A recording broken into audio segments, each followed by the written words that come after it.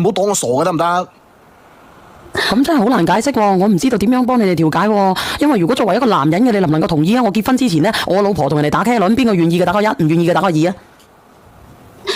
唔係啊，小燕姐姐，你聽我講啊，佢當時係咁嘅，佢突然之間攬住我之後一嘴我一啖啊，咁我咪推開佢啦。咁你冇理由一嘴拉開就即刻俾人哋拍下圖片嘅。咁佢拍圖片呢啲嘢，唔通我揾個人專登喺度拍俾佢睇咩？咁點啊？呢個叫歌手周慧敏啊！嗱，周慧敏啊，周慧敏講下，周慧敏。肯定有人陷害我咯。周慧敏你又講下。小娟姐姐，係你講下。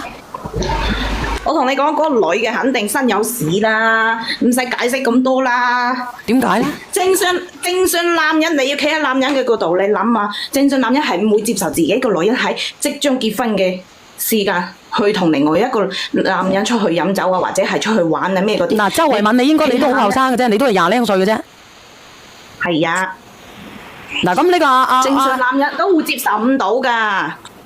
嗱，咁到你啦，Sam 哥，你幾廿歲啦？嗱，用你嘅經歷講俾呢個姐姐知，同埋呢個哥哥知，係時候等你講做人嘅道理啦。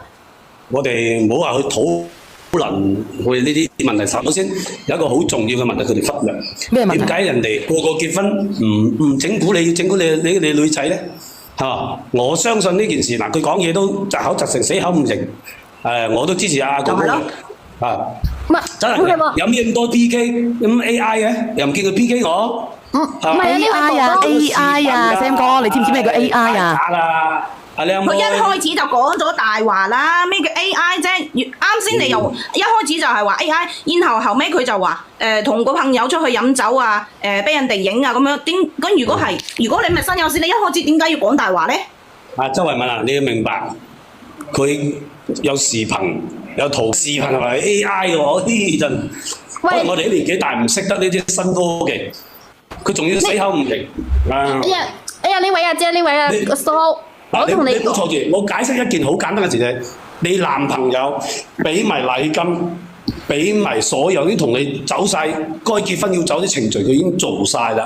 佢有冇可能要喺你結婚嗰日先唔去接你咧？佢同你無冤無仇，佢何必要玩呢啲咧？人哋付出嘅金錢、感情乜都付出啦，咪就係咯。結婚嗰日先嚟去整蠱你，姐姐，我同你10冤9仇，冇可能㗎！你自己做咗啲嘢，自己清楚。喂，呢位就係咯。到我講未啊？你確定咗同人哋結婚，你就唔應該同其他人出去玩。我同你講啦。咁依家到我講未？你哋講完未？你講。嗱，你諗下啦，當時佢係突然之間、霎時之間嘴我一啖嘅，佢攬住我嘴嘅，但我冇攬住佢嘛，我都推開嘅。然之後點解嗰張相點解會有人喺度隔離影相咧？咁我點知道係咪有人串合喺度影相嘅係咪？咁你話啦，咁你唔出去就冇呢啲事發生啦。喂，邊有咁啱咁巧嘅啫？人哋嘴我一啖咪即時有人影相喎，有冇諗過呢個問題啊？點解咁啱咁巧？點解人哋叫你出去你就要出去咧？個你唔好安慰佢，係普通朋友你去安慰佢，我都唔開心，唔見你過嚟花都安慰我。唔好啦啩，Sam 哥你成千歲啦噃！真係啊！你叫我花都揾你喎。你講啲理由太過牽強啊！你普通朋友需要你安慰咩？人哋冇知心朋友咩？咁嗰個係我嘅同學嚟嘅，咁佢係同學，起碼都有幾十個啊！個個都係得你自己啊！你同人講話，開頭話普通朋友，依家話同學，你仲有冇藉口？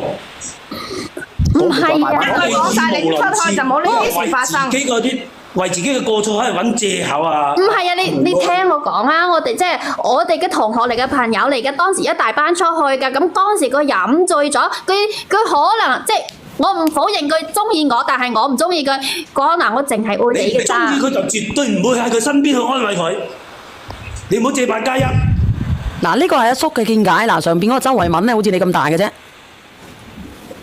喂，你哋係咪即係以陷入為主，或者唔聽我解釋嘅喎？係咪？即係幫住佢咯喎，唔幫我咯喎？即係你要俾機會佢解釋先得㗎。而家唔係幫住佢，而係講道理，唔係幫邊個嘅問題。你講出嚟嗰件事前同後都根本搭唔上。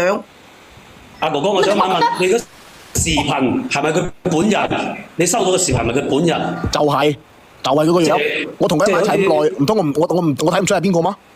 喂，我覺得你兩位邊度嚟嘅？係都盯住我唔入，盯住咬住我唔放嘛？唔通我婚前啊同啲朋友出去玩啊，同啲同學出去玩一陣都唔得咩？